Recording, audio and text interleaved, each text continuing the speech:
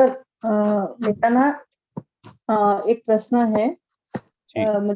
मुझे ऐसा लगता है बार बार, जैसे अभी हम लोग कोई आत्मा, मतलब जैसे मैं आई हूँ, मैं किसी से जैसे प्रॉमिस करती हूँ, मेरे हस्बैंड है या कोई भी मेरा बच्चा है कि किसी को, तो फिर वो प्रॉमिस जो मैं कर रही हूँ, कैसे जैसे मोस्टली हम बोलते हैं कि मैं सालों साल तुम्हारे साथ प्रोटेक्ट करूंगी, तुम्हारे साथ रहूंगी, तो फिर वो नेक्स्ट जन्म में उसको भी मतलब प्रॉमिस को पूरा करने के आना पड़ता है। किसी को हम वचन देते हैं जैसे 7 जन्म तुम्हारे साथ रहूंगी या ऐसा कुछ।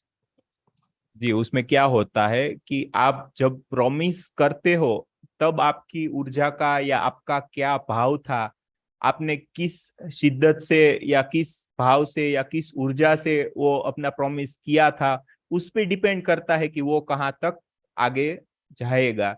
अगर आपने सिर्फ हम हमारे मतलब कि जैसे कि हमारे किसी दोस्तों को हम ऐसे बोलने के लिए बोल देते हैं, प्रॉमिस कर देते हैं, तो उसका ज्यादा वो नहीं रहता है। ऐसे ही हम अगर किसी भी चीज को पूरी ऊर्जा देके पूरी एनर्जी के साथ में अगर उस किसी भी प्रॉमिस को हम देते हैं तो फिर उसको निभाना पड़ता है। लेकिन वो भी एक कर्म के रूप में ही, एक एनर्जी के रूप में ही हमारे अंदर स्टोर होती है। वो सभी जो भी हमारी आशा अपेक्षाएं प्रोमिस सब कुछ, आप फ्यूचर में क्या चाहते हो, आपने पास्ट में क्या क्या देखा है, वो सब एनर्जी के ही रूप में रहता है। सूक्ष्म दुनिया में ऐसा कोई भी पास्ट या भविष्य नहीं होता है। तभी इसीलिए जो भी ऊर्जा के रूप में सभी चीजें धीरे धीरे अपने आप ही घटित होती है।